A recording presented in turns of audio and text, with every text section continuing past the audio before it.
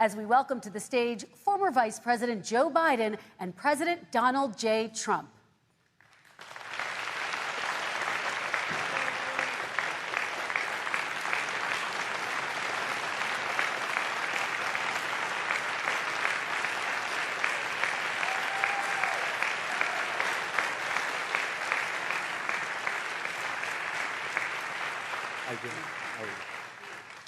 And I do want to say a very good evening to both of you. This debate will cover 6 major topics. At the beginning of each section, each candidate will have 2 minutes uninterrupted to answer my first question. The debate commission will then turn on their microphone only when it is their turn to answer, and the commission will turn it off exactly when the 2 minutes have expired.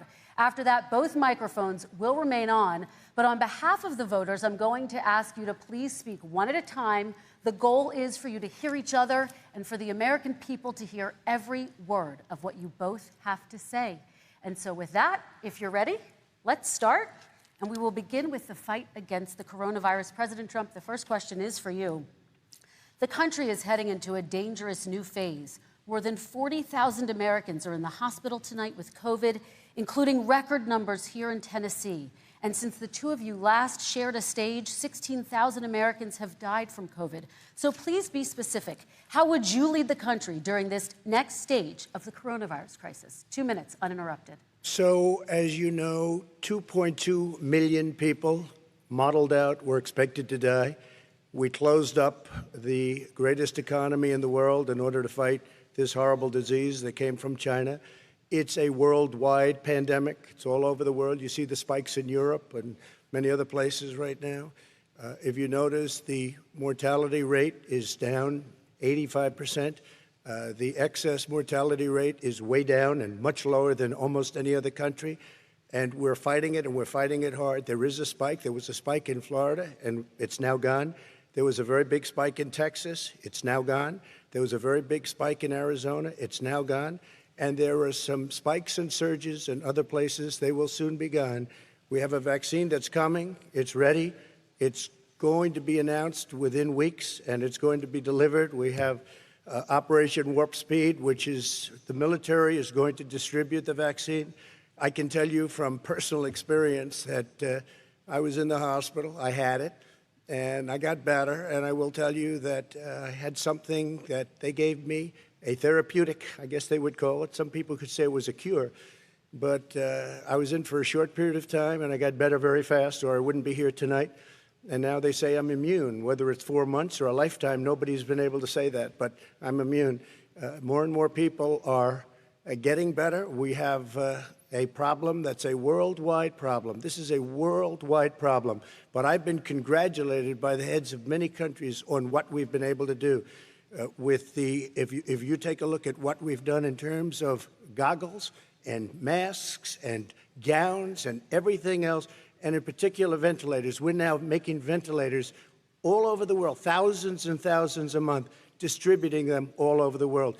It will go away, and as I say, we're rounding the turn, we're rounding the corner. It's going away. Okay, former Vice President Biden, to you, how would you lead the country out of this crisis? You have 2 minutes uninterrupted.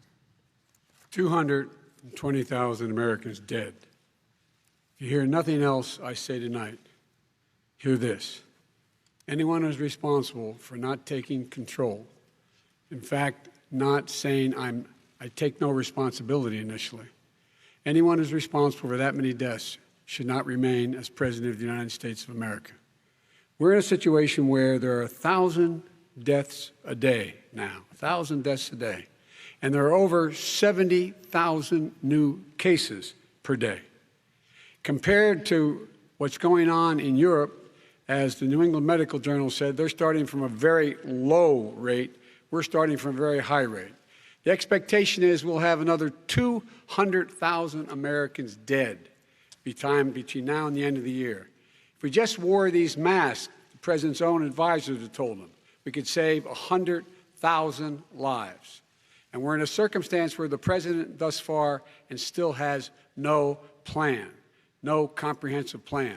What I would do is make sure we have everyone encouraged to wear a mask all the time. I would make sure we move in the direction of rapid testing, investing in rapid testing. I would make sure that we set up national standards as to how to open up schools and open up businesses so they can be safe, and give them the wherewithal, the financial resources to be able to do that.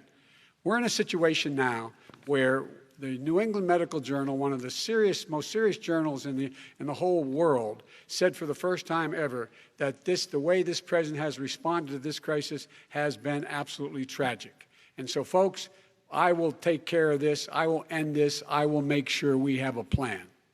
President Trump, I'd like to follow up with you in your comments. You talked about taking a therapeutic. I assume you're referencing Regeneron. You also said a vaccine will be coming within weeks. Yes. Is that a guarantee? No, it's not a guarantee, but it will be by the end of the year. But I think it has a good chance. There are two companies, I think, within a matter of weeks, and it will be distributed very quickly. Can you tell us which companies?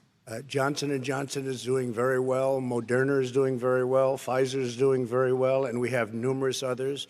Then we also have others that we're working on very closely with other countries, in particular Europe. Let me follow up with you, and because this is new information, you have said a vaccine is coming soon, within weeks now. Your own officials say it could take well into 2021 at the earliest for enough Americans to get vaccinated. And even then, they say the country will be wearing masks and distancing into 2022. Is your timeline realistic? No, I think my timeline is going to be more accurate. I don't know that they're counting on the military the way I do, but we have our generals lined up, one in particular that's the head of logistics, and this is a very easy distribution for him. He's ready to go as soon as we have the vaccine, and we expect to have 100 million vials.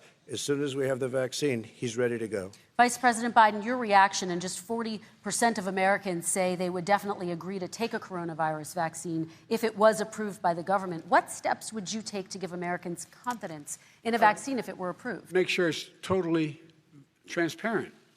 Have the scientists of the world see it, know it, look at it, go through all the processes. And by the way, this is the same fellow who told you this is going to end by Easter last time. This is the same fellow who told you that, don't worry, we're going to end this by the summer. We're about to go into a dark winter, and he has no clear plan, and there's no prospect that there's going to be a vaccine available for the majority of the American people before the middle of next year. President Trump, your reaction, he says you have no plan. I don't think we're going to have a dark winter at all. We're opening up our country. We've learned and studied and understand the disease, which we didn't at the beginning. When I closed and banned China from coming in heavily infected, and then ultimately Europe, but China was in January. Months later, he was saying I was xenophobic. I did it too soon. Now he's saying, oh, I should have, moved quicker. But he didn't move quicker. He was months behind me, many months behind me. And frankly, he ran the H1N1 swine flu, and it was a total disaster, far less lethal, but it was a total disaster. Had that had this kind of numbers, 700,000 people would be dead right now, but it was a far less lethal disease. Look, his own person who ran that for him, who, as you know, was his chief of staff, said it was catastrophic, it was horrible, we didn't know what we were doing. Now he comes up and he tells us how to do this. Also, everything that he said about the way, every single move that he said we should make, that's what we've done. We've done all of it.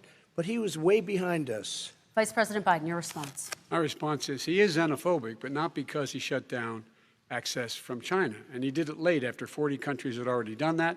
In addition to that, what he did, he made sure that we had 44 people that were in there in China trying to get to Wuhan to determine what exactly the source was. What did the president say in January? He said, no, he said, he's being transparent. The president of China is being transparent. We owe him a debt of gratitude. We have to thank him. And then what happened was we started talking about using the Defense Act to make sure we go out and get whatever is needed out there to protect people. And again, I go back to this. He had nothing. He did virtually nothing. And then he gets out of the hospital and he talks about, don't worry, it's all going to be over soon. Come on.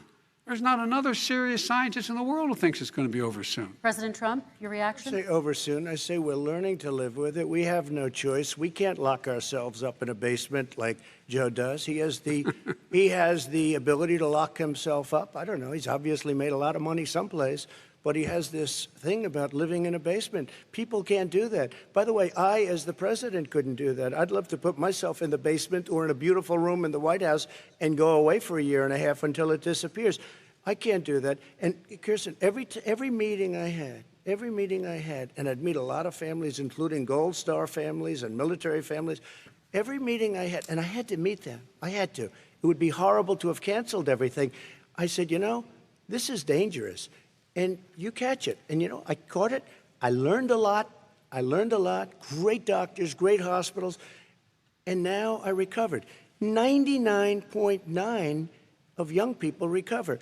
99% of people recover. We have to recover. We can't close up our nation. We have to open our school, and we can't close up our nation, or you're not going to have a nation.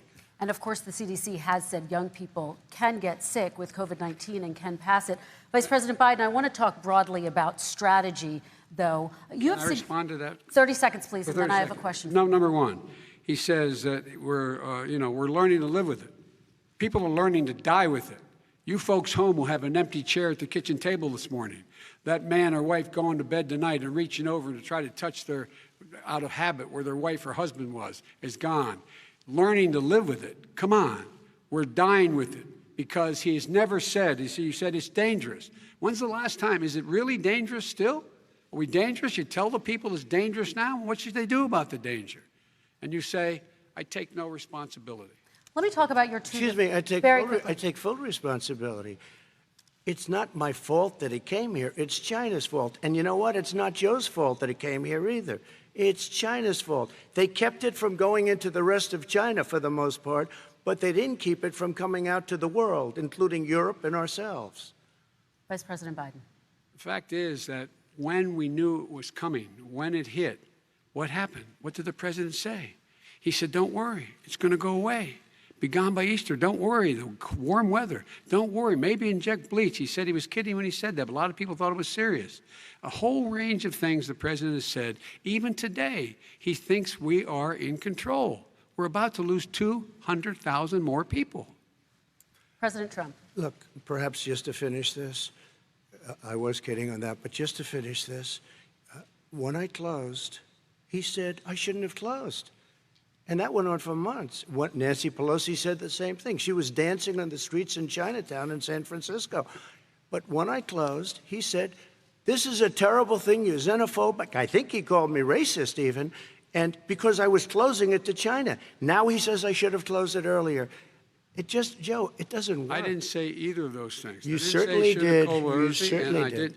I talked about a xenophobia in a different context. It wasn't about closing the border to Chinese coming to the United States. All right, I want to talk about both of your different strategies to handling He thought this. I shouldn't have closed the border. Well, that's obvious. Do you want to respond to that quickly, Vice President No. Biden? Okay.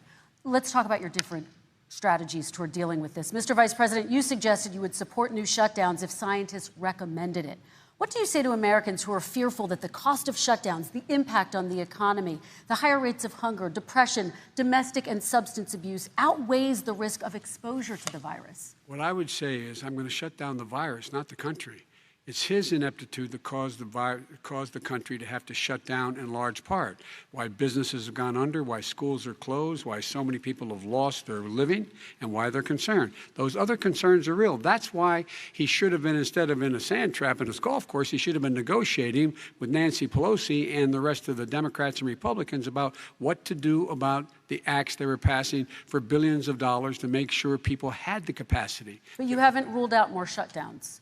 Well, no, I'm not shutting down the nation, but there are, look, you need standards. The standard is if you have a reproduction rate in a community that's above a certain level, everybody says, slow up, more social distancing, do not open bars and do not open gymnasiums, do not open until you get this under control, under more control.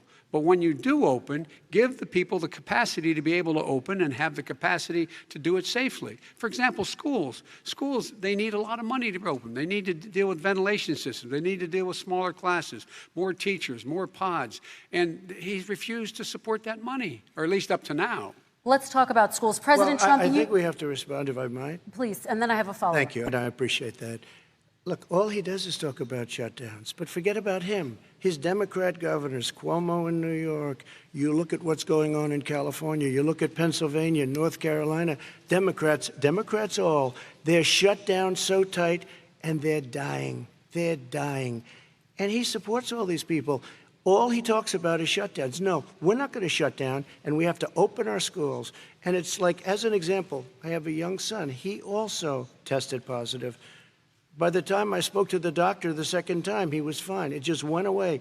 Young people, I guess it's their immune system. Let me follow up with you, President Trump. You've demanded schools open in person and insist they can do it safely. But just yesterday, Boston became the latest city to move its public school system entirely online after a coronavirus spike. What is your message to parents who worry that sending their children to school will endanger not only their kids, but also their teachers and families? I want to open the schools. The transmittal rate to the teachers is very small, but I want to open the schools. We have to open our country. We're not going to have a country. You can't do this. We can't keep this country closed. This is a massive country with a massive economy. People are losing their jobs. They're committing suicide. There's depression, alcohol, drugs at a level that nobody's ever seen before. There's abuse, tremendous abuse. We have to open our country. You know, I've said it often. The cure cannot be worse than the problem itself. And that's what's happening. And he wants to close down. He'll close down the country if one person in our massive bureaucracy says we should close it down. Vice President Biden, your response. Simply not true. We ought to be able to walk and chew gum at the same time. We ought to be able to safely open, but they need resources to open. You need to be able to, for example, if you're going to open a business, have social distancing within the business. You need to have, if you have a restaurant, you need to have plexiglass dividers so people cannot infect one another. You need to be in a position where you can take testing rapidly and know whether a person is in fact infected. You need to be able to trace. You need to be able to provide all the resources that are needed to do this. And that is not inconsistent with saying that we're going to make sure that we open safely. And by the way, all you teachers out there, not that many of you are going to die, so don't worry about it. Come on. President Trump, let me follow up with you quickly. By the way, I will say this. If you go and look at what's happened to New York, it's a ghost town. It's a ghost town. And when you talk about plexiglass, these are restaurants that are dying. These are businesses with no money. Putting up plexiglass is unbelievably expensive, and it's not the answer. I mean, you're going to sit there in a cubicle wrapped around with plastic. These are businesses that are dying, Joe. You can't do that to people. You just can't. Take a look at New York and what's happened to my wonderful city for so many years. I loved it. It was vibrant. It's dying. Everyone's leaving New York. Take a look at what New York has done in terms of turning the curve down in terms of the number of people dying. And I don't look at this in terms of the way he does. Blue states and red states. They're all the United States. And look at the states that are having such a spike in the coronavirus. They're the red states. They're the states in the Midwest. They're the states in the upper Midwest. That's where the spike is occurring significantly. But they're all Americans. They're all Americans. And what we have to do is say, wear these masks, number one. Make sure we get the help that the businesses need that has money's already been passed to do that. It's been out there since the beginning of the summer, and nothing's happened. President, New York has lost more than 40,000 people, 11,000 people in nursing homes. President Trump, what when about... you say spike, take a look at what's happening in Pennsylvania, where they've had it closed. Take a look at what's happening with your friend in Michigan, where her husband's the only one allowed to do anything. It's been like a prison. Now it was just ruled unconstitutional. Take a look at North Carolina. They're having spikes, and they've been closed. And they're getting killed financially. We can't let that happen, Joe. You can't let that happen. We have to open up. And we understand the disease. We have to protect our seniors. We have to protect our elderly. We have to protect especially our seniors with heart problems and diabetes problems. And we will protect them. We have the best testing in the world by far. That's why we have so many cases. Let me follow up with you before we move on to our next section. President Trump, this week you called Dr. Anthony Fauci, the nation's best-known infectious disease expert, quote, a disaster. You described him and other medical experts as, quote, idiots. If you're not listening to them, who are you listening to as you fight this? I'm listening to all of them, including Anthony. I get along very well with Anthony. But he did say, don't wear masks. He did say, as you know, this is not going to be a problem. I think he's a Democrat, but that's okay. He said, this is not going to be a problem. We are not going to have a problem at all. When Joe says that, I said, Anthony Fauci said, and others, and many others, and I'm not knocking him a lot. Nobody knew. Look, nobody knew what this thing was. Nobody knew where it was coming from, what it was. We've learned a lot. But Anthony said, don't wear masks. Now he wants to wear masks. Anthony also said, if you look back, exact words, here's his exact words. This is no problem. This is going to go away soon. So he's allowed to make mistakes. He happens to be a good person. Vice President Biden, your response quickly, and then we're going to move on to the next section. My response is that think about what the president knew in January and didn't tell the American people. He was told this was a serious virus that spread in the air, and it was much worse than the flu. He went on record and said to one of your colleagues, recorded, that in fact he knew how dangerous it was, but he didn't want to tell us. He didn't want to tell us because he didn't want us to panic. He didn't want us, Americans don't panic. He panicked. But guess what? In the meantime, we found out in the New York Times the other day that, in fact, his folks went to Wall Street and said this is a really dangerous thing. And a memo out of that meeting, not from his administration, but from some of the brokers, said sell short because we got to get moving. It's a dangerous problem. Well, this is I'm going to give you 30 seconds to respond, and then we're going to move on. The Wall Street one, I don't know. Somebody went to Wall Street. You're the one that takes all the money from Wall Street. I don't take it. You have raised a lot of money, tremendous amounts of money. And every time you raise money, deals are made, Joe. I could raise so much more money. As president and as somebody that knows most of those people, I could call the heads of Wall Street, the heads of every company in America. I would blow away every record, but I don't want to do that because it puts me in a bad position. And then you bring up Wall Street. You shouldn't be bringing up Wall Street because you're the one that takes the money from Wall Street, not me. I could blow away your records that, like you wouldn't believe. We don't need money. We have plenty of money. In fact, we beat Hillary Clinton with a tiny fraction of the money that she was able to. All right, gentlemen, we're going to move on. Don't tell me about Wall Street. Average contribution, $43. All right, we're going to move on to our next section, which is national security. And I do want to start with the security of our elections and some breaking news from overnight. Just last night, top intelligence officials confirmed again that both Russia and Iran are working to influence this election. Both countries have obtained U.S. voter registration information, these officials say, and Iran sent intimidating messages to Florida voters. This question goes to you, Mr. Vice President. What would you do to put an end to this threat? You have 2 minutes uninterrupted. I made it clear, and I ask everyone else to take the pledge. I made it clear that any country, no matter who it is, that interferes in American elections will pay a price. They will pay a price. And it's been overwhelmingly clear this election, I won't even get into the last one, this election, that Russia has been involved, China has been involved to some degree, and now we learn that Iran is involved. They will pay a price if I'm elected. They're interfering with American sovereignty. That's what's going on right now. They're interfering with American sovereignty. And to the best of my knowledge, I don't think the president said anything to Putin about it. I don't think he's talking to them a lot. I don't think he said a word. I don't know why he hadn't said a word to Putin about it. And I don't know what he has recently said, if anything, to the Iranians. My guess is he'd probably be more outspoken with regard to the Iranians. But the point is this, folks. We are in a situation where we have foreign countries trying to interfere in the outcome of our election. His own national security advisor told him that what is happening with his buddy, I will.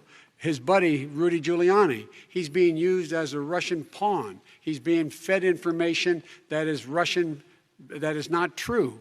And then what happens? Nothing happens. And then you find out that everything that's going on here about Russia is wanting to make sure that I do not get elected the next president of the United States because they know I know them and they know me.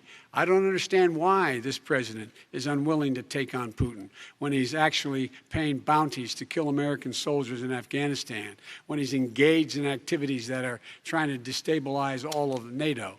I don't know why he doesn't do it, but it's worth asking the question, why isn't that being done? Any country that interferes with us will, in fact, pay a price because they're affecting our sovereignty. President Trump, same question to you. Let me ask the question. You're going to have 2 minutes to respond. For 2 elections in a row now, there has been substantial interference from foreign adversaries. What would you do in your next term to put an end to this? 2 minutes uninterrupted. Well, let me respond to the first part, as Joe answered. Joe got $3.5 million from Russia, and it came through Putin because he was very friendly with the former mayor of Moscow, and it was the mayor of Moscow's wife, and you got $3.5 million. Your family got $3.5 million, and you know, someday you're going to have to explain, why did you get 3.5? I never got any money from Russia. I don't get money from Russia. Now, about your thing last night, I knew all about that. And through John Ratcliffe, who is fantastic, DNI, he said, the one thing that's common to both of them, they both want you to lose, because there has been nobody tougher to Russia. Between the sanctions, nobody tougher than me on Russia. Between the sanctions, between all of what I've done with NATO, you know, I've got the NATO countries to put up an extra $130 billion, going to $420 billion a year. That's to guard against Russia. I sold, while he was selling pillows and sheets, I sold tank busters to Ukraine. There has been nobody tougher on Russia than Donald Trump. And I'll tell you, they were so bad. They took over the submarine port. You remember that very well. During your term, during you and Barack Obama, they took over a big part of what should have been Ukraine. You handed it to them, but you were getting a lot of money from Russia. They were paying you a lot of money, and they probably still are. But now, with what came out today, it's even worse. All of the emails, the horrible emails of the kind of money that you were raking in, you and your family. And Joe, you were vice president when some of this was happening, and it should have never happened. And I think you owe an explanation to the American people. Why is it? Somebody just had a news conference a little while ago who was essentially supposed to work with you and your family, but what he said was damning. And regardless of me, I think you have to clean it up and talk to the American people. Maybe you can do it right now. Vice President Biden, you may respond. 30 seconds. And then I do want to follow up on the election security. I have not taken a penny from any foreign source ever in my life. We learned that this president paid 50 times the tax in China, has a secret bank account with China, does business in China, and in fact is talking about me taking money. I have not taken a single penny from any country whatsoever, ever. Number one. Number two, this is a president, I have released all of my tax returns, 22 years. Go look at them. 22 years of my tax return. You have not released a single solitary year of your tax return. What are you hiding? Why are you unwilling? The foreign countries are paying you a lot. Russia's paying you a lot. China's paying you a lot. And your hotels and all your businesses all around the country, all around the world. And China's building a new road to a new a golf course you have overseas. So what's going on here? Why don't release your tax return or stop talking about corruption? President Trump, your response. First of all, I called my accountants under audit. I'm going to release them as soon as we can. I want to do it, and it'll show how successful, how great this company is. But much more importantly than that, people were saying $750. I asked them a week ago, I said, what did I pay? They said, sir, you prepaid tens of millions of dollars. I prepaid my tax. Tens over the last number of years. Tens of millions of dollars I prepaid, because at some point they think it's an estimate. They think I may have to pay tax. So I already prepaid it. Nobody told me that. Did your accountant Nobody tell told when you that. could release Excuse them? me. And it wasn't written. Whenever they write this, they keep talking about $750, which I think is a filing fee. But let me just tell you, I prepaid millions and millions of dollars in taxes. Number one. Number two, I don't make money from China. You do. I don't make money from Ukraine. You do. I don't make money from Russia. You made $3.5 million, Joe, and your son gave you. They even have a statement that we have to give 10% to the big man. You're the big man, I think. I don't know. Maybe you're not, but you're the big man, I think. Your son said we have to give 10% to the big man. Joe, what's that all about? It's terrible. All right, gentlemen, I want to ask you both some questions about all of this, but I'm going to let you both respond very quickly. You just said you spoke to your accountant about potentially releasing your taxes. Did he tell you when you can release them? Do you have a deadline for when you're going to release them to the American people? I get treated worse than the Tea Party got treated, because I have a lot of people in there, deep down in the IRS. They treat me horribly. We made a deal. It was all settled until I decide to run for president. I get treated very badly by the IRS, very unfairly. But we had a deal all done. As soon as we're completed with the deal, I want to release it. But I have paid millions and millions of dollars, and it's worse than paying. I paid in advance. It's called prepaying your taxes. Okay. I paid in advance. I want to ask you both about questions regarding your potential foreign entanglements and questions that have been raised to give you both a chance to talk about this more broadly. Respond very quickly, and then I'll get to my question. Why did he's been saying this for 4 years? Show us. Just show us. Stop playing around. You've been saying for 4 years you're going to release your taxes. Nobody knows it, Mr. President. What they do know is you're not paying your taxes, or you're paying taxes that are so low. When last time he said what he paid, he said, I only pay that little because I'm smart. I know how to game the system. Come on. Come on, folks. Very quickly, President Trump, and then I want to get to two questions to both of you on this. I was put through a phony witch hunt for 3 years. It started before I even got elected. They spied on my campaign. No president should ever have to go through what I went through. Let me just say this. Mueller and 18 angry Democrats and FBI agents all over the place spent $48 million. They went through everything I had, including my tax returns, and they found absolutely no collusion and nothing wrong. $48 million. I guarantee you, if I spent $1 million on you, Joe, I could find plenty wrong. Because the kind of things that you've done and the kind of monies that your family has taken, I mean, your brother made money in Iraq, millions of dollars. Your other brother made a fortune, and it's all through you, Joe. And they say you get some of it, and you do live very well. You have houses all over the place. You live very well. All right, gentlemen, let me just ask some questions about all of this broadly. Vice President Biden, there have been questions about the work your son has done in China and for a Ukrainian energy company when you were vice president. In retrospect, was anything about those relationships inappropriate or unethical? Nothing was unethical. Here's what the deal. With regard to Ukraine, we had this whole question about whether or not, because he was on the board, I later learned of a Burisma, a company, that somehow I had done something wrong. Yet every single solitary person, when he was going through his impeachment, testifying under oath who worked for him, said, I did my job impeccably. I carried out U.S. policy. Not one single solitary thing was out of line. Not a single thing, number one. Number two, the guy who got in trouble in Ukraine was this guy trying to bribe the Ukrainian government to say something negative about me, which they would not do and did not do because it never, ever, ever happened. My son has not made money in terms of this thing about, what are you talking about, China. I have not had, the only guy made money from China is this guy. He's the only one. Nobody else has made money from China. President Trump, let me ask my question to you. But could I just, one thing? Very quickly. His son didn't have a job for a long time, was sadly no longer in the military service. I won't get into that. And he didn't have a job. As soon as he became vice president, Burisma, not the best reputation in the world. I hear they paid him $183,000 a month. Listen to this. $183,000, and they gave him a $3 million upfront payment. All right. And he had no energy I'm going to let the Vice President respond to that quickly, and then I need to get to a dishonest. question to you. Very quickly. No basis for that. Everybody investigated that. No one said anything he did was wrong in Ukraine.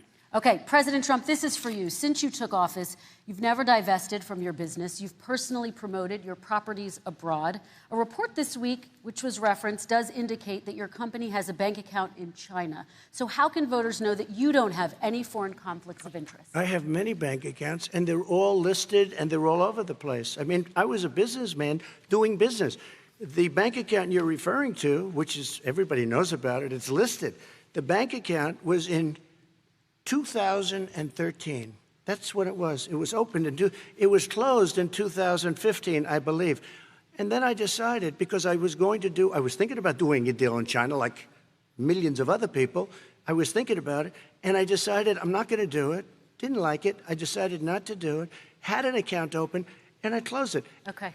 Excuse me. And then, unlike him, where he's vice president and he does business, I then decided to run for president after that. That was before. So I closed it before I even ran for president, let alone became president. Big difference. He is the vice president of the United States, and his son, his brother, and his other brother are getting rich. They're like a vacuum cleaner. They're sucking up money every President Trump, place he thank you. goes. We do need to move on. I do want to ask you, Vice President Biden, about China. Let's talk about China more broadly. There have, of course, President Trump has said that they should pay for not being fully transparent in regards to the coronavirus. If you were president, would you make China pay? And please be specific. What would that look like? What I'd make China do is play by the international rules, not like he has done. He has caused the deficit of China to go up, not down, with China, up, not down. We are making sure that in order to do business in China, you have to give all your intellectual property. You have to have a partner in China. It's 51%.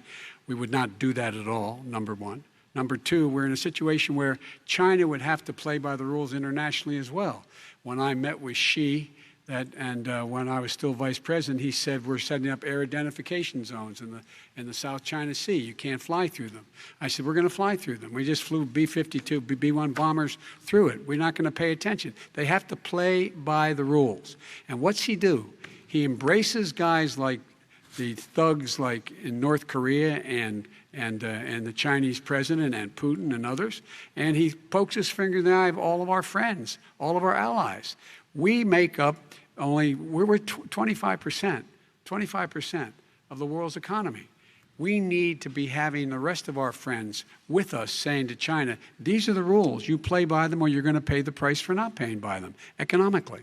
That's the way I will run it, and that's what we did in upholding steel tariffs and a range of other things when we were president and vice president. All right, let's talk about North Korea. Excuse me, no, I have to respond to that. Okay. Very quickly, and His then we're going to move on to North with Korea. $1.5 billion from China to manage after spending 10 minutes in office and being in Air Force Two, number one. Number two, there's a very strong email talking about your family wanting to make $10 million a year for introductions. President Trump, on China policy, though, what No, but wait a specifically are minute. you going to do? What specifically are you going to do to make China pay? You've said you're going to make them pay. First of all, China is paying. They're paying billions and billions of dollars. I just gave $28 billion. New sanctions? I just gave $28 billion to our farmers. Taxpayers' China, money. It's what? Taxpayers' money. Didn't come from yeah, China. you know who the taxpayer is? It's called China. China paid true. $28 billion, and you know what they did to pay it, Joe? They devalued their currency, and they also paid up. And you know who got the money? Our farmers, our great farmers, because they were targeted. You never charged them anything. Also, I charged them 25% on dumped steel because they were killing our steel industry. We were not going to have a steel industry. Okay. And now we have a steel industry. Okay, Vice President Biden, your response, please. Our response is, look, this isn't about, there's a reason why he's bringing up all this malarkey. There's a reason for it. He doesn't want to talk about the substantive issues. It's not about his family and my family. It's about your family. And your family's hurting badly. If you're making if you're a middle-class family, you're getting hurt badly right now. You're sitting at the kitchen table this morning deciding, well, we can't get new tires, they're bald because we have to wait another month or so. Or are we going to be able to pay the mortgage? Or who's going to tell her she can't go back to community college? They're the decisions you're making in the middle-class families like I grew up in Scranton and Claymont. They're in trouble. We should be talking about your families, but that's the last thing he wants to talk about. I want to talk about North Korea. Excuse me, just I do for want 1 to turn second, to please. 10 seconds, Mr. President. That's 10 a seconds. typical political statement. Let's get off this China thing, and then he looks, the family, around the table, everything. Just a typical politician when I see that. Let's talk about North I'm not a typical Korea now. politician. Okay, That's why I got President elected. Let's get off the subject of China. Let's talk sitting around the table. All right. Come on, Joe, you can do better. We're going to talk about North Korea now. President Trump, you've met with North Korean leader Kim Jong-un 3 times. You've talked about your beautiful letters with him. You've touted the fact that there hasn't been a war or a long-range missile test. And yet North Korea recently rolled out its biggest ever intercontinental ballistic missile and continues to develop its nuclear arsenal. Do you see that as a betrayal of the relationship you forged? Just 30 seconds here because we need to get on to the next So segment. when I met with Barack Obama, we sat in the White House right at the beginning, had a great conversation. It was supposed to be 15 minutes, and it was well over an hour. He said the biggest problem we have with North Korea. He indicated we will be in a war with North Korea. Guess what?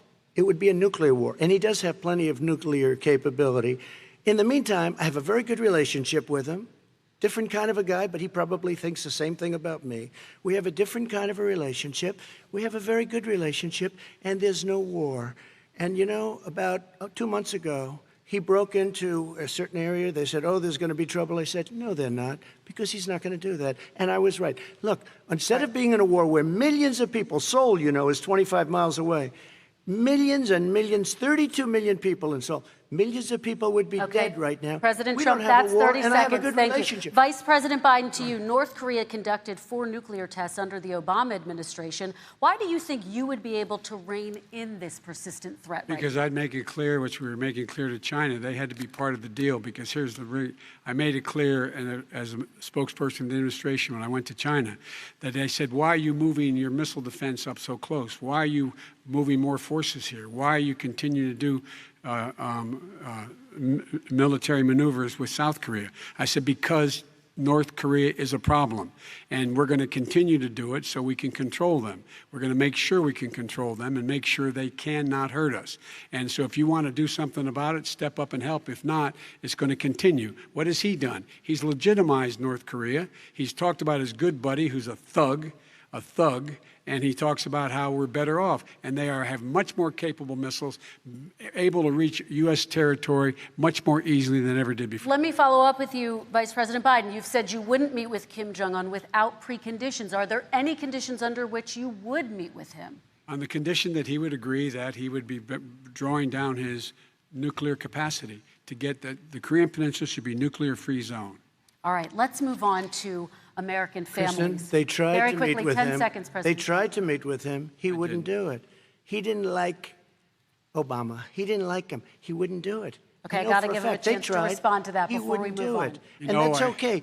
You know what? North Korea, we're not in a war. We have a good relationship. You know, people don't understand. Having a good President relationship Trump, with we have leaders to move of other on, 'cause countries we have is a lot a of good thing. We have a lot of questions to get Yes, to. not That's Your like response. saying we had a good relationship with Hitler before he, in fact, invaded Europe, the rest of Europe. Come on. The reason he would not meet with President Obama is because President Obama said, we're going to talk about denuclearization. We're not going to legitimize you, and we're going to continue to put stronger and stronger sanctions on you. That's why he wouldn't meet with us. All right, And let's it didn't move happen. on. Let's Excuse move on me. and talk He about left American me a families. mess, Kristen. President Trump, okay, we do They need to left move on. me a mess. North Korea was a mess. We And need in to fact, move if on you so that remember we the can get first to 2 all or of 3 our months, questions tonight, there was a President very Trump. dangerous period in my first 3 months before we sort of worked things out a little bit. Okay. There was a they left us a mess. And Obama would be, I think, the first to say it was the single biggest problem he thought that our country had. Okay, let's move on to American families and the economy. One of the issues that's most important to them is health care, as you both know. Today, there was a key vote on a new Supreme Court Justice, Amy Coney Barrett, and health care is at the center of her confirmation fight. Over 20 million Americans get their health insurance through the Affordable Care Act. It's headed to the Supreme Court, and your administration, Mr. President, is advocating for the court to overturn it. If the Supreme Court does overturn that law, those 20 million Americans could lose their health insurance almost overnight. So what would you do if those people have their health insurance taken away? You have 2 minutes uninterrupted. Sure. First of all, I've already done something that nobody thought was possible. Through the legislature, I terminated the individual mandate. That is the worst part of Obamacare, as we call it. The individual mandate where you have to pay a fortune for the privilege of not having to pay for bad health insurance. I terminated. It's gone. Now it's in court because Obamacare is no good. But then I made a decision. Run it as well as you can to my people, great people. Run it as well as you can. I could have gone the other route and made everybody very unhappy. They ran it. Premiums are down. Everything's down. Here's the problem. No matter how well you run it, it's no good. What we'd like to do is terminate it. We have the individual mandate done. I don't know that it's going to work. If we don't win, we will have to run it, and we'll have Obamacare, but it'll be better run. But it no longer is Obamacare, because without the individual mandate, it's much different.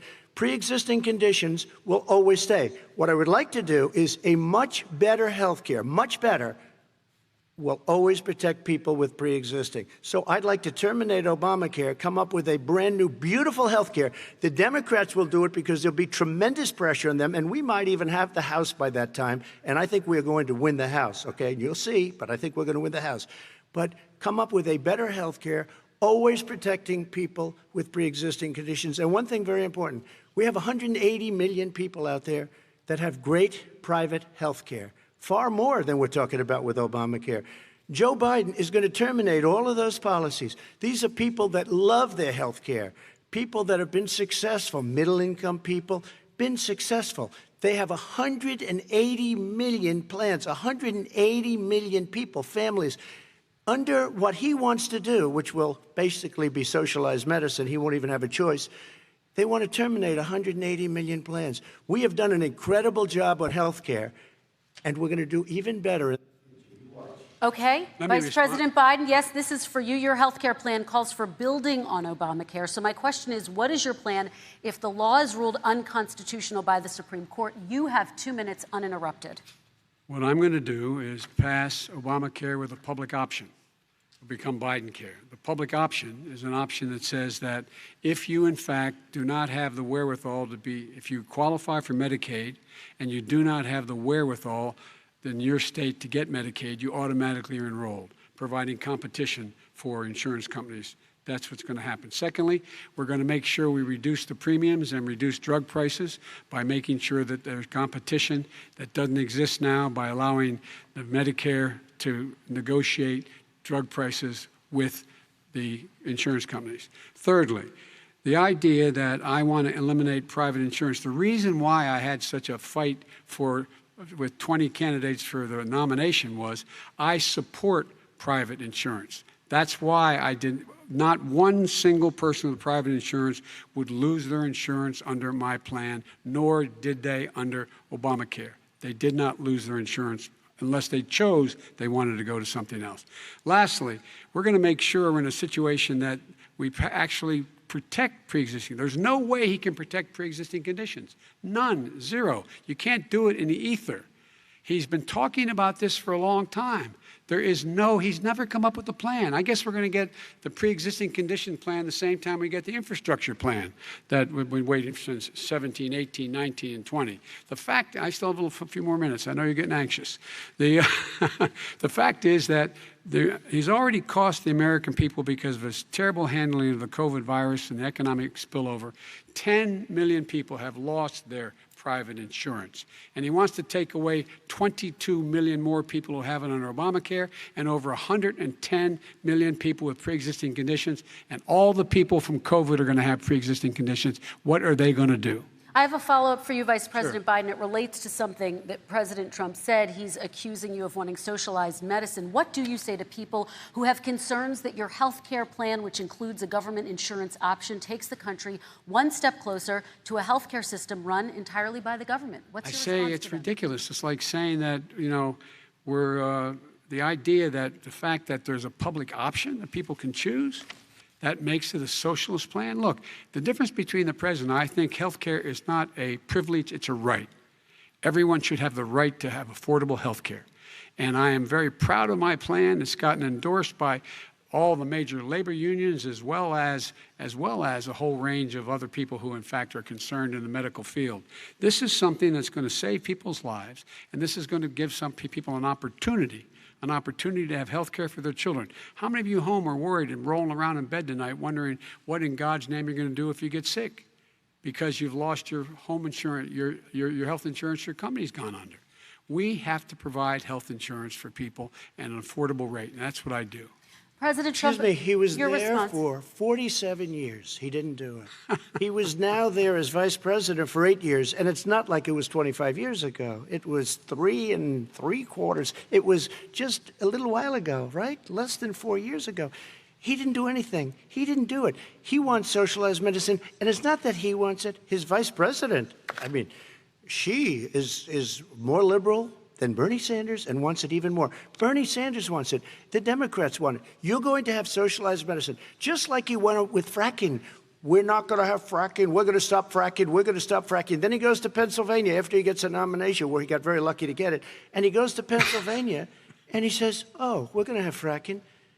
And you never asked that question. And by the way, so far, I respect very much the way you're handling this, I have to say. By the way. But somebody should ask the question. You can ask he goes for a year. There will be no fracking. We have a number of topics we're going to get to. That's a big question. We're going to get to. It's the same thing with socialized medicine. I have to respond. Vice President, your response, please. My response is people deserve to have affordable health care, period. Period, period, period. And the Biden care proposal will, in fact, provide for that affordable health care, lower premiums. What we're going to do is going to cost some money. It's going to cost over $750 billion over 10 years to do it. And they're going to have lower premiums. You can buy into the better plans, the cheaper plans, lower your premiums, deal with unexpected billing, and have your drug prices drop significantly. He keeps talking about it. He hasn't done a thing for anybody on health care. Not a thing. Kristen, when Very he quickly, says, then I want to talk when about he what's says happening on public Capitol option, Hill. he's talking about socialized medicine. And when he and healthcare, when he talks about a public option, he's talking about destroying your Medicare, totally destroyed, and destroying your Social Security. And this whole country will come down. You know, Bernie Sanders tried it in his state. He tried it in his state. His governor was a very liberal governor. They wanted to make it work. Okay, let's let Vice President Biden respond. It doesn't Vice work. President He's Biden, a very your response. confused guy. He thinks he's running against somebody else. He's running against Joe Biden. I beat all those other people because I disagreed with them. Joe Biden he's running against. And the idea that we're in a situation that they're going to destroy Medicare, this is the guy that the actuary at Medicare said, if in fact, at Social Security, if in fact he continues to withhold his plan to withhold the tax on Social Security will be bankrupt by 2023 with no way to make up for it. This is the guy who's tried to cut Medicare. So I mean, the idea that Donald Trump is lecturing me on Social Security and Medicare? Come on. He tried to get 10 rid of, seconds, he Mr. tried to hurt President, and then I Social have to go to Security another years question. ago. Years ago. Go back and look at the records. He tried to hurt Social Security years ago. All One right, thing, let's move but on. this I'm is going to the move guy on. that when they Mr. announced President, I have to move last on week, to the next question. They said or the else stock we're not market going to will have time boom to talk about it. if I'm elected. If he's elected, the stock market will crash. Okay, let's biggest move on to the analysts are next saying question. Let me respond. Very quickly. Look, the idea that the stock market is booming is his only measure of what's happening. Where I come from in Scranton and Claymont, the people don't live off of the stock market. Just in the last three years during this crisis, the billionaires in this country made, according to the Wall Street, $700 billion more dollars. $700 billion more dollars. Because that's his only measure. What happens to the ordinary people out there? What happens to them? Let's talk about what's happening on Capitol Hill. We're going to move on, 401ks are through the roof. We're going to move on. Stock are through the roof. All right. And he doesn't come from Scranton. That's like he lived there for a short period of time before he even knew it. We're going to move on to and the he next left. question. And the people of Pennsylvania Let me will move show on you to my that. next question, They gentlemen. understand. As of tonight, more than 12 million people are out of work. And as of tonight, 8 million more Americans have fallen into poverty, and more families are going hungry every day. Those hit hardest are women and people of color. They see Washington fighting over a relief bill. Mr. President, why haven't you been able to get them the help they need? 30 seconds here. Because Nancy Pelosi doesn't want to approve it. I do. But you're the president. I do, but I still have to get. Unfortunately, that's one of the reasons I think we're going to take over the House, because of her. Nancy Pelosi doesn't want to approve anything because she'd love to have some victories on a date called November 3rd. Nancy Pelosi does not want to approve it. We are ready, willing, and able to do something. Don't forget, we've already approved 3 plans, and it's gone through, including the Democrats, in all fairness. This one she doesn't want. It's near the election because she thinks it helps her politically. I think it hurts her politically. All right, Mr. Vice President. You know, the Republican leader in the United States Senate said he can't pass it. He will not be able to pass it. He does not have Republican votes. Why isn't he talking to his Republican friends? Let me follow up with you, Vice President we made a Biden, deal, the because Republicans let me will ask pass Vice it. President Biden a question. You are the leader of the Democratic Party. Why have you not pushed the Democrats to get a deal for the American people? Well, I have, and they have pushed it. Look, they passed this act all the way back in the beginning of the summer. This is like it's not new. It's been out there. This HEROES Act has been sitting there. And look at what's happening.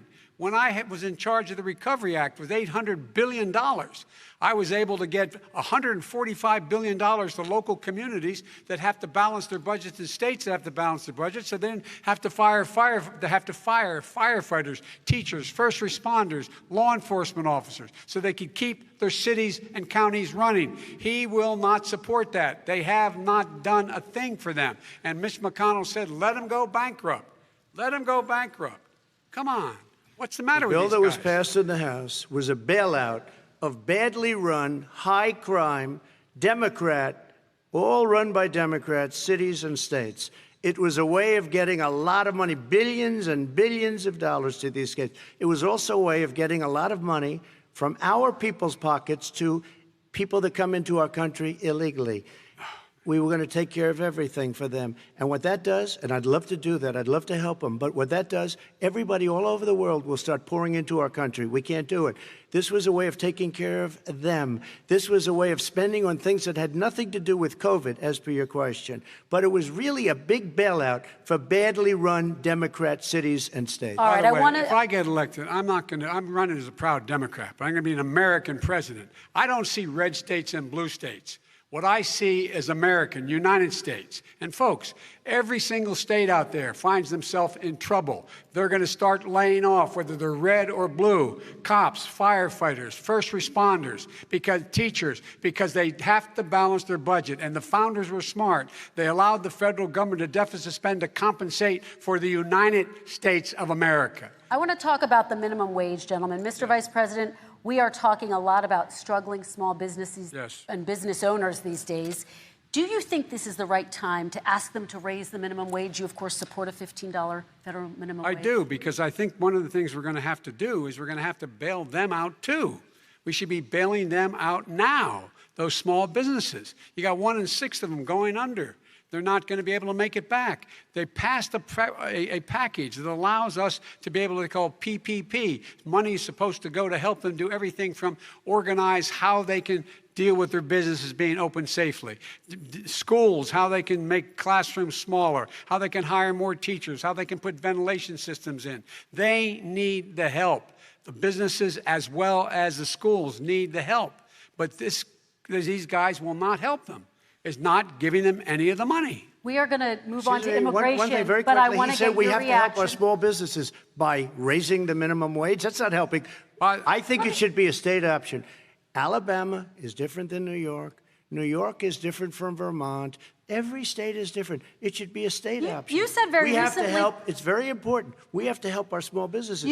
How are you helping your small businesses when you're forcing wages? What's going to happen, and what's been proven to happen, is when you do that, these small businesses fire many of their employees. You said very recently you would consider raising the federal minimum wage to $15 an hour. You said recently you would consider raising the federal minimum wage to $15 an hour. Is that still the case? And I would consider it to an extent, but in a what I really like, administration? in a second administration, but not to a level that's going to put all these businesses out of business. It should be a state option. Look, I've lived in different places. I know different places. They're all different. Some places, $15 is not so bad.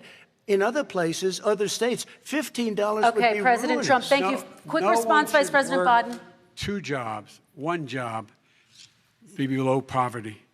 People are making $6, $7, $8 an hour. These first responders, we all clap for as they come down the street because they've allowed us to make it. What's happening? They deserve a minimum wage of $15. Anything below that puts you below the poverty level. And there is no evidence that when you raise the minimum wage, businesses go out of business. That is simply not true. We're going to talk about immigration. We're going to talk about immigration now, gentlemen, and we're going to talk about families within this context. Mr. President, your administration separated children from their parents at the border, at least 4,000 kids. You've since reversed your zero-tolerance policy, but the United States can't locate the parents of more than 500 children. So how will these families ever be reunited? Children are brought here by coyotes and lots of bad people, cartels, and they're brought here, and they used to use them to get into our country. We now have as strong a border as we've ever had. We're over 400 miles of brand new wall. You see the numbers, and we let people in, but they have to come in legally, and they come in through merit. But how will you reunite these kids with their families, Let me just tell you, Mr. President? they built cages. You know, they used to say, I built the cages, and then they had a picture in a certain newspaper, and it was a picture of these horrible cages, and they said, look at these cages. President Trump built them, and then it was determined they were built in 2014. That was him. Do you have a plan to reunite the kids? Yes, we're working on it we're trying very hard. But a lot of these kids come out without the parents. They come over through cartels and through coyotes and through gangs. Vice President Biden, let me bring you into this conversation. Quick response and then another question to you. These 500-plus kids came with parents. They separated them at the border to make it a disincentive to come to begin with. Real tough. We're really strong. And guess what? They cannot, it's not coyotes didn't bring them over. Their parents were with them. They got separated from their parents. And it makes us a laughing stock and violates every notion of who we are as a nation. Let me ask you a follow-up Kristen, question. they did it. We changed the policy. Your response they to that? They did it. We changed. Did not They built the separate cages. the Who built the cages, Joe? Let's talk about what Who we're built the talking about. cages, Let's Joe? talk about what we're talking about. What happened? Parents were ripped, their kids were ripped from their arms and separated. And now they cannot find over 500 sets of those parents, and those kids are alone. Nowhere to go. Nowhere to go. It's criminal. It's criminal. Let me ask Kristen, you I about will say this. immigration. They went 10 down. seconds, We and brought then I need to ask reporters, a question. everything. They are so well taken care of. They're in facilities that were so clean. But some and of have them gotten haven't been such good- reunited But with their just ask families. one question. Who built the cages? I'd love you to ask him that. Who built the cages? Let me Joe? ask about your immigration policy, Mr. Vice President. The Obama administration did fail to deliver immigration reform, which had been a key promise during the administration. It also presided over record deportations as well as family detentions at the border before changing course. So why should voters trust you with an immigration overhaul now? Because we made a mistake. It took too long to get it right. It took too long to get it right. I'll be president of the United States, not vice president of the United States. And the fact is, I've made it very clear. Within 100 days, I'm going to send to the United States Congress a pathway to citizenship for over 11 million undocumented people. And all of those so-called dreamers, those DACA kids, they're going to be immediately certified again to be able to stay in this country and put on a path to citizenship. The idea that they are being sent home by this guy, and they want to do that, is they've gone to a country they've never seen before. I can imagine you're 5 years old, your parents are taking you across the Rio Grande River, and it's illegal. And you say, oh, no, Mom, leave me here. I'm not going to go with you. They've been here. Many of them are model citizens. Over 20,000 of them are first responders out there taking care of people during this crisis. We owe them. We owe them. President Kristen, Trump, he your had reaction. 8 years to do what he said he was going to do. And I've changed without having a specific. We got rid of catch and release. We got rid of a lot of horrible things that they put in and that they lived with. But he had 8 years he was vice president. He did nothing except build cages to keep children in. Vice President Wrong. Biden, your response. The catch and release, you know what he's talking about there? If in fact you had a family came across and they were arrested, they in fact were given a date to show up for their hearing. They were released. And guess what? They showed up for a hearing. And this is the first president in the history of the United States of America that anybody seeking asylum has to do it in another country. That's never happened before in America. That's never happened before in America. You come to the United States and you make your case that I seek asylum based on the following premise, why I deserve it under American law. They're sitting in squalor on the other side of the river. President Trump, your response, So 30 important. seconds, and then we'll move on. It just shows that he has no understanding of immigration or the laws. Catch and release is a disaster. A murderer would come in, a rapist would come in, a very bad person would come in. We would take their name. We have to release them into our country. And then you say they come back. Less than 1% of the people come back. We have to send ICE out and Border Patrol out to find them. We would say, come back in 2 years, 3 years. We're going to give you a court case. You need Perry Mason. We're going to give you a court case. When you say they come back, they don't come back, Joe. They never come back. Only the really, I hate to say this, but those with the lowest IQ, they might come back. Okay, But they're President very, Trump, let's very give few. Vice President Biden a chance to respond, and then we're going to move on to the You next don't know section. the law, Joe. Vice President Biden, your response. Know the law, what he's telling you is simply not true. Well, check it out. They don't come back. Check it out. All right, let's move on But we don't have to the worry next about it because they section. terminated it, so we don't have to worry about Let's it anymore. move on to the next And you have section. 525 kids not knowing where in God's name they're going to be and lost their parents. Go ahead. All right, let's talk about our next section, which is race in America. And I want to talk about the way Black and brown Americans experience race in this country. Part of that experience is something called the talk. It happens regardless of class and income. Parents who feel they have no choice but to prepare their children for the chance that they could be targeted, including by the police, for no reason other than the color of their skin. Mr. Vice President, in the next 2 minutes, I want you to speak directly to these families. Do you understand why these parents fear for their children? I do. I do. You know, my daughter is a social worker, and she's written a lot about this. She has her graduate degree from the University of Pennsylvania in social work. And you know, one of the reasons why I ended up working on the east side of Wilmington, Delaware, which is 90% African American, was to learn more about what was going on. I never had to tell my daughter, if she's pulled over, make sure she puts, for a traffic stop, put both hands on top of the wheel and don't reach for the glove box because someone may shoot you. But a black parent, no matter how wealthy or how poor they are, has to teach their child, when you're walking down the street, don't have a hoodie on when you go across the street. Making sure that you, in fact, if you get pulled over, just yes, sir, no, sir, hands on top of the wheel, because you are, in fact, the victim, whether you're a person making child of a $300,000 a year person or someone who's on food stamps.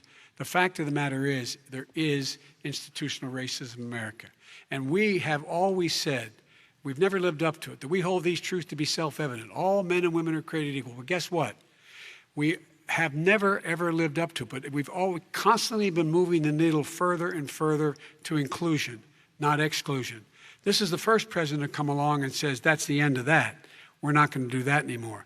We have to provide for economic opportunity, better education, better health care, better access to schooling, better access to opportunity to borrow money to start businesses. All the things we can do, and I've laid out a clear plan as to how to do those things, just to give people a shot. It's about accumulating the ability to have wealth as well as it is to be free from violence.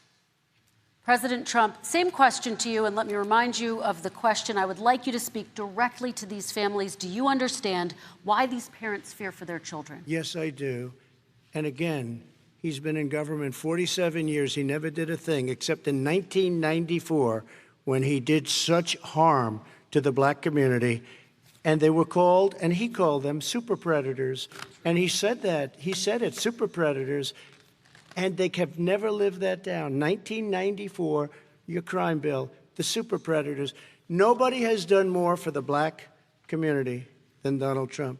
And if you look, with the exception of Abraham Lincoln, possible exception, but the exception of Abraham Lincoln, nobody has done what I've done. Criminal justice reform, Obama and Joe didn't do it. I don't even think they tried because they had no chance at doing it. They might have wanted to do it, but if you had to see the arms I had to twist to get that done, it was not a pretty picture, and everybody knows it, including some very liberal people that cried in my office. They cried in the Oval Office. 2 weeks later, they're out saying, gee, we have to defeat him. Criminal justice reform, prison reform, opportunity zones with Tim Scott, a great senator from South Carolina. He came in with this incredible idea for opportunity zones. It's one of the most successful programs. People don't talk about it. Tremendous investment is being made. Biggest beneficiary, the black and Hispanic communities, and then historically black colleges and universities. After 3 years of coming to the office, I love some of those guys. They were great. They came into the office and they said, I said, what are you doing? After 3 years, I said, why do you keep coming back? Because we have no funding. I said, you don't have to come back every year. We have to come back because President Obama would never give them long-term funding, and I did. 10-year long-term funding, and I gave them more money than they asked for because they said, I think you need more. And I said, the only bad part about this is I may never see you again because I got very friendly with them, and they like me and I like them. But I saved historically black colleges and universities. Okay, and we're going to talk about both of your records, but your response to that, Vice President? My response to that is I never, ever said what he accused me of saying.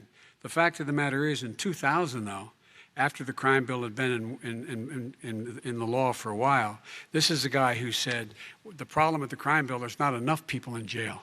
There's not enough people in jail. And go on my website, get the quote, the date when he said it. Not enough people. He talked about marauding gangs, young gangs, and the people who are going to maraud our cities.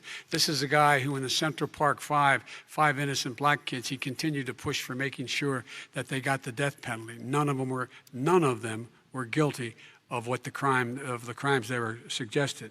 Look, and talk about granted, he did in fact let 20 people, he commuted 20 people's sentences.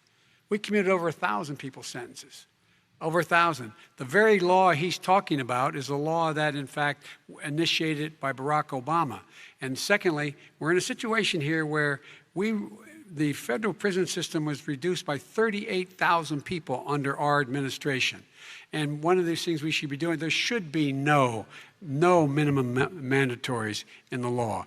That's why I'm offering $20 billion to states to change their state laws to eliminate minimum mandatories and set up drug courts. No one should be going to jail because they have a drug problem. They should be going to rehabilitation, not to jail. We should fundamentally change the system, and that's what I'm going to do. But why didn't he do it 4 years ago?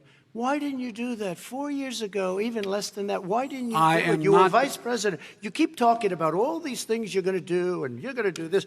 But you were there just a short time ago, and you guys did nothing. We did. You know, Joe, I ran because of you. I ran because of Barack Obama, because you did a poor job. If I thought you did a good job, I would have never run. I would have never run. I ran because of you. I'm looking at you now. You're a politician.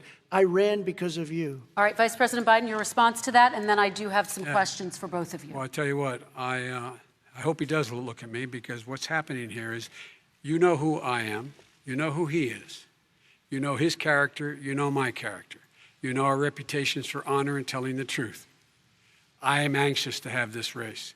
I am anxious to see this take place. The character of the country is on the ballot. Our character is on the ballot. Look at us closely. Let me ask some follow-up. Please respond, and then we're going to have follow-up questions. If this stuff is true about Russia, Ukraine, China, other countries, Iraq, if this is true, then he's a corrupt politician. All right. So don't give me the stuff about how you're this innocent baby. Joe, they're calling you a corrupt politician. Nobody. President Trump, I want to stay on the issue of race. We're talking about the issue. Laptop from hell. President Trump, we're talking about race right now, and I do want to stay on the issue of race. President Trump, I have to respond to that. Please, because look, very quickly. there are 50 former national intelligence folks who said that what he's accusing me of is a Russian plant. They have said that this has all the five former heads of the CIA, both parties, say what he's saying is a bunch of garbage. Nobody believes it except his and his good friend Rudy Giuliani. You mean the laptop is now another Russia hoax? That's exactly what. Is this that's where you're exactly going? what. This is where he's going. The laptop is Russia, Gentlemen, Russia. I want to stay on the issue of race. You have to be kidding. Here we go again with Russia. We're going to continue on the issue of race. Mr. President, you've described the Black Lives Matter movement as a symbol of hate. You've shared a video of a man chanting white power to millions of your supporters. You've said that black professional athletes exercising their First Amendment rights should be fired. What do you say to Americans who say that kind of language from a president is contributing to a climate of hate and racial strife? Well, you have to understand, the first time I ever heard of Black Lives Matter, they were chanting pigs in a blanket, talking about police. Pigs, talking about our police. Pigs in a blanket, fry them like bacon. I said, that's a horrible thing. And they were marching down the street. And that was my first glimpse of Black Lives Matter. I thought it was a terrible thing. As far as my relationships with all people, I think I have great relationships with all people. I am the least racist person in this room. Well, what do you say to Americans who are concerned by that rhetoric? I don't know. I don't know what to say. I got criminal justice reform done and prison reform and opportunity zones. I took care of black colleges and universities. I don't know what to say. They can say anything. I mean, they can say anything. It makes me sad because I am the least racist person. I can't even see the audience because it's so dark. But I don't care who's in the audience. I'm the least racist person in this room. Okay. Vice President Biden, let me ask you very quickly, and then I have a follow-up question for you. Abraham Lincoln here is one of the most racist presidents we've had in modern history. He pours fuel on every single racist fire. Every single one. Started off his campaign coming down the escalator saying he's going to get rid of those Mexican rapists. He's banned Muslims because they're Muslims. He has moved around and made everything worse across the board. He says about the poor boys, last time we were on stage here, he said, I told them to stand down and stand ready. Come on. This guy is a dog whistle about as big as a foghorn. President Trump, I'm going to give you 10 seconds to respond, and then I have a follow-up question. He made a reference to Abraham Lincoln. Where did that come in? I mean, You said you're Abraham Lincoln. No, where did that? No. You said, I said not since Abraham Lincoln has anybody done what I've done for the black community. And I'm saying, I didn't say I'm Abraham Lincoln. I said not since Abraham Lincoln has anybody done what I've done for the black community. Now, you have done nothing other than the crime bill, which put oh, God.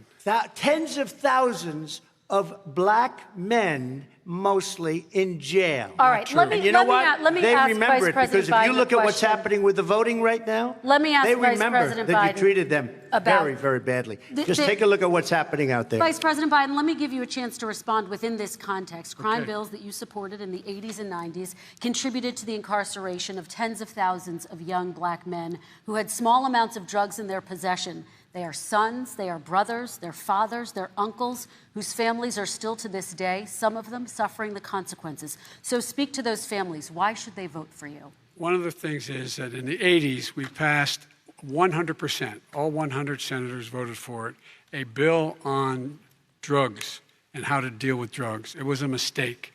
I've been trying to change the since then, particularly the portion on cocaine. That's why I've been arguing that, in fact, we should not send anyone to jail for a pure drug offense. They should be going into treatment across the board.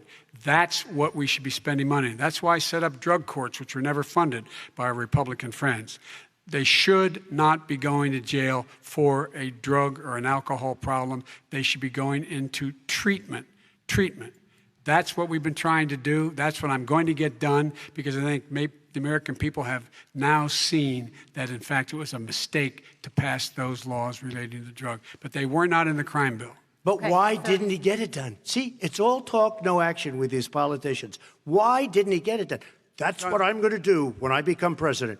You were vice president along with Obama as your president, your leader, for 8 years. Why didn't you get it done? You had 8 years to get it done. Now you're saying you're going to get it done because you're all talk and no action, Joe. We got a Your lot response. of it done. We released didn't get 38,000. anything We got done. 38,000 prisoners left from the. You got nothing done. 38,000 prisoners were released from federal prison. There were over 1,000 people who were given clemency. In fact, we're the ones that put in the legislation saying we could look at pattern and practice of police departments and what they were doing, how they were conducting themselves. I could go on, but we began the process. We lost an election. That's why I'm running to win back that election and change his terrible policy. I just asked one to climate question. change. Why didn't you do it in the 8 years, a short time ago? Why didn't you do it? You just said, I'm going to do that, I'm going to do this. You put tens of thousands of mostly black young men in prison. Now you're saying you're going to undo that. Why didn't you get it done? You had 8 years with Obama. You know why, Joe? Because you're all talk and no action. All right, Vice President Because Biden, and then we're going to move on to the next section. We had a Republican Congress. That's the answer. Well, you Okay. got to talk them into it, Joe. Sometimes All right. you got to talk them into it. We're going to move on to our next section, Like I which did is with criminal climate justice change. reform. I had Okay. to talk Democrats into it. Gentlemen, You did what we've we're running out of already done. time, so we got to get on to Okay. climate change, please. You both have very different visions on climate change. President Trump, you say that environmental regulations have hurt jobs in the energy sector. Vice President Biden, you have said you see addressing climate change as an opportunity to create new jobs. For each of you, how would you both combat climate change and support job growth at the same time? Starting with you, President Trump, you have 2 minutes uninterrupted. So we have the Trillion Trees program. We have so many different programs. I do love the environment, but what I want is the cleanest, crystal clear water, the cleanest air. We have the best, lowest number in carbon emissions, which is a big standard that I notice Obama goes with all the time. Not Joe. I haven't heard Joe use the term because I'm not sure he knows what it represents or means, but I have heard Obama use it. And we have the best carbon emission numbers that we've had in 35 years under this administration. We are working so well with industry, but here's what we can't do. Look at China, how filthy it is. Look at Russia. Look at India. It's filthy. The air is filthy. The Paris Accord, I took us out because we were going to have to spend trillions of dollars, and we were treated very unfairly. When they put us in there, they did us a great disservice. They were going to take away our businesses. I will not sacrifice tens of millions of jobs, thousands and thousands of companies because of the Paris Accord. It was so unfair. China doesn't kick in until 2030. Russia goes back to a low standard, and we kicked in right away. It would have destroyed our businesses. So, you ready? We have done an incredible job environmentally. We have the cleanest air, the cleanest water, and the best carbon emission standards that we've seen in many, many years. Vice President And we Biden. haven't destroyed our industries. Vice President Biden, 2 minutes to you, uninterrupted. Climate change and climate warming, global warming, is an existential threat to humanity. We have a moral obligation to deal with it. And we're told by all the leading scientists in the world we don't have much time. We're going to pass the point of no return within the next 8 to 10 years. 4 more years of this man eliminating all the regulations that were put in by us to clean up the climate, to limit emissions, will put us in a position where we're going to be in real trouble. Here's where we have a great opportunity. I was able to get both all the environmental organizations as well as labor, the people worried about jobs, to support my climate plan. Because what it does, it will create millions of new good-paying jobs. We're going to invest in, for example, 50,000 charging stations on our highways so that we can own the electric car market of the future. In the meantime, China is doing that.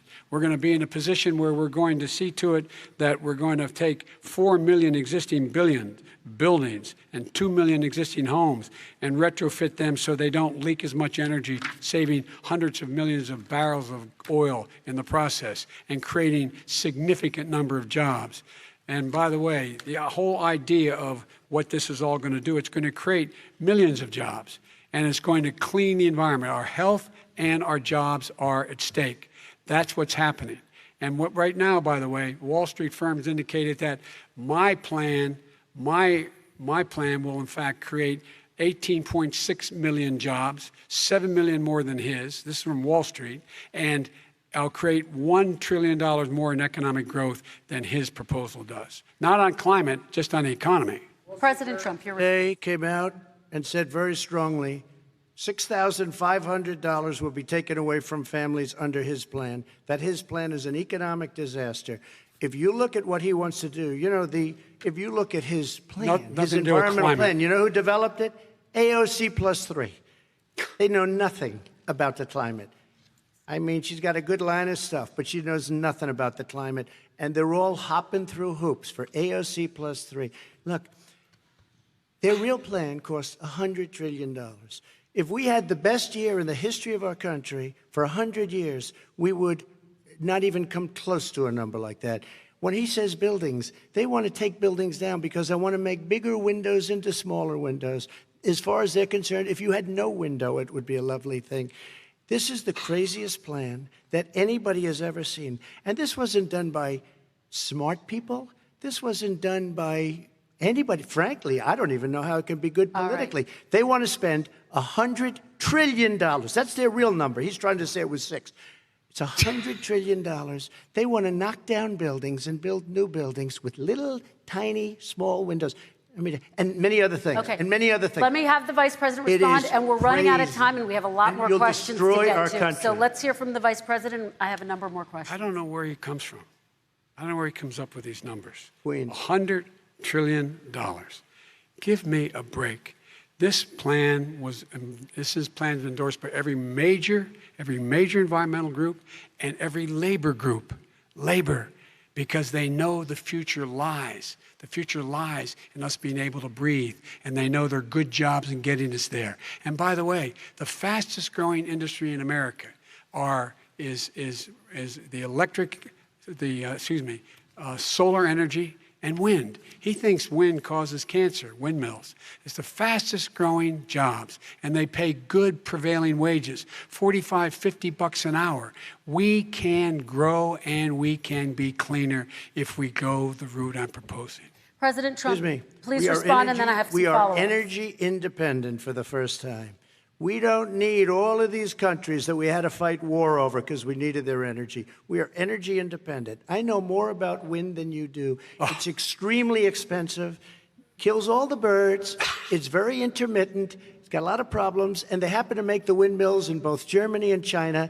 And the fumes coming up, if you're a believer in carbon emission, the fumes coming up to make these massive windmills is more than anything that we're talking about with natural gas, which is very clean. One other thing. Find me a scientist Solar. who said that. I love solar, but solar doesn't quite have it yet. It's not powerful yet to really run our big, beautiful factories that we need to compete with the world. So False. It's all a pipe dream. But you know what we'll do? We're going to have the greatest economy in the world. But if you want to kill the economy, get rid of your oil industry. You want, and what about fracking? All right, now, let me let me allow Vice President Biden to I respond. never said I oppose fracking. You said it on tape. I did. Show the tape. Put it on your website. I'll put it on. Put it on the website. The fact of the matter is Showed he's it last flat lying. Would you rule out banning fracking? I do rule out banning fracking because the answer, we need other industries to transition to get to ultimately a complete zero emissions by 2025. What I will do with fracking over time is make sure that we can capture the emissions from the fracking, capture the emissions from gas. We can do that, and we can do that by investing money in doing it. But it's a transition to that. I have one more question in this pod, and then we have. He was against fracking. He said it. I will show that to you tomorrow. I am against fracking. Until he got the nomination, went to Pennsylvania, then he said, but you know what, Pennsylvania? He'll be against it very soon because his party is totally against it. Fracking on federal land, I said. No fracking and/or oil on federal land. Let me ask this final question in this section, and then I want to move on to our final section. President Trump, people of color are much more likely to live near oil refineries and chemical plants. In Texas, there are families who worry the plants near them are making them sick. Your administration has rolled back regulations on these kinds of facilities. Why should these families give you another 4 years in office? The families that we're talking about are employed heavily, and they're making a lot of money, more money than they've ever made. If you look at the kind of numbers that we produce for Hispanic, for Black, for Asian, it's 9 times greater, the percentage gain, than it was in 3 years, than it was under 8 years of the 2 of them, to put it nicely. 9 times more.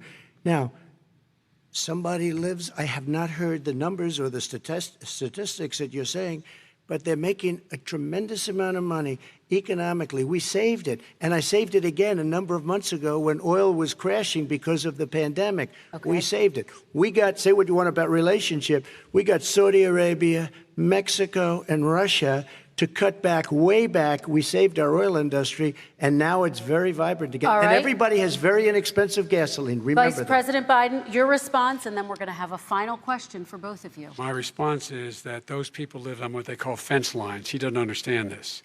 They live near chemical plants that, in fact, pollute, chemical plants and oil plants and refineries that pollute. I used to live near that when I was growing up in Claymont, Delaware. And all the more oil refineries in Marcus Hook and the Delaware River than there is any place, including in Houston at the time. When my mom get in the car and when there was first frost to drive me to school, turning the windshield wiper, there'd be oil slick in the window. That's why so many people in my state were dying and getting cancer. The fact is, those frontline communities, it doesn't matter what you're paying them, it matters how you keep them safe. What do? And you impose restrictions on the pollutions the pollutants coming out of those fence line communities. Okay, I have one final question. Would he close down the oil industry? It falls. Would you close down the oil industry? By the way, I would transition from the oil industry, yes. Oh, I will that's transition. a big statement. It is a big statement. That's a because big statement. I would stop. Why would you do that? Because the oil industry pollutes significantly. I see. Here's the deal. But That's you a can't big do statement. that. Well, if you let me finish the statement, because it has to be replaced by renewable energy over time. And I'd stop giving to the oil industry, I'd stop giving them federal subsidies. He won't give federal subsidies to the gas. Excuse me, to solar and wind. Yeah. Why are we giving it to oil industry? We actually do give it to solar and wind. We and have that's one maybe the final biggest question. statement in terms of business. That's the biggest statement. Okay. Because We have basically one what he's final saying question, is he is Mr. going to President. destroy the oil industry. Okay. Will you remember that, Texas? Will you remember that, Pennsylvania, Oklahoma? Vice President Biden, let me give you 10 seconds to respond, and then Ohio. I have to get to the final question. Vice President Biden. He takes everything out of context, but the point is, look, we have to move toward a net zero emissions. The first place to do that by the year 2035 is in energy production, by 2050 totally. All right. One Is he going final to get question China both to do of you. it? No, we're finished with Is this. he We going have to to get move on China to to our do it? final question. No, We have to I'm move going on to to our final rejoin Paris question. Accord and make China abide by what they agreed to. All right, That'll this cost you is $1 about trillion. leadership, gentlemen.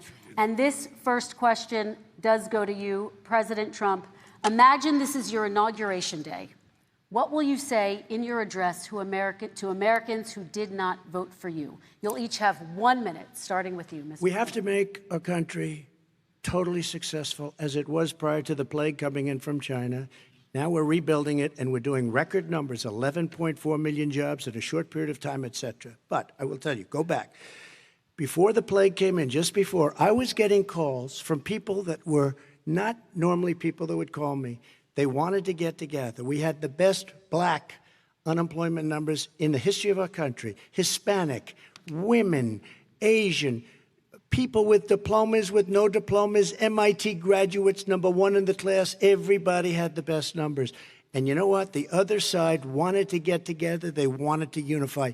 Success is going to bring us together.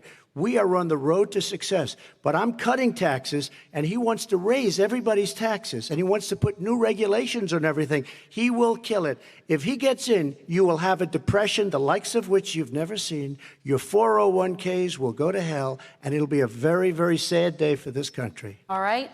Vice President Biden, same question to you. What will you say during your inaugural address to Americans who did not vote for you? I will say, I'm an American president. I represent all of you, whether you voted for me or against me. And I'm going to make sure that you're represented. I'm going to give you hope. We're going to move. We're going to choose science over fiction. We're going to choose hope over fear. We're going to choose to move forward because we have enormous opportunities to make things better. We can grow this economy. We can deal with the systemic racism. And at the same time, we can make sure that our economy is being run and moved and motivated by clean energy, creating millions of new jobs. And that's the fact. That's what we're going to do. And I'm going to say, as I said at the beginning, what is on the ballot here is the character of this country: decency, honor, respect, treating people with dignity, making sure that everyone has an even chance. And I'm going to make sure you get that. You haven't been getting it the last 4 years. All right. I want to thank you both for a very robust hour and a half, a fantastic debate. Really appreciate it. President Trump, former Vice President Joe Biden, thank you to Belmont University for hosting us tonight. And most importantly, thank you to those watching tonight. Election Day is November 3rd. Don't forget to vote. Thank you, everyone, and have a great night. Thank you.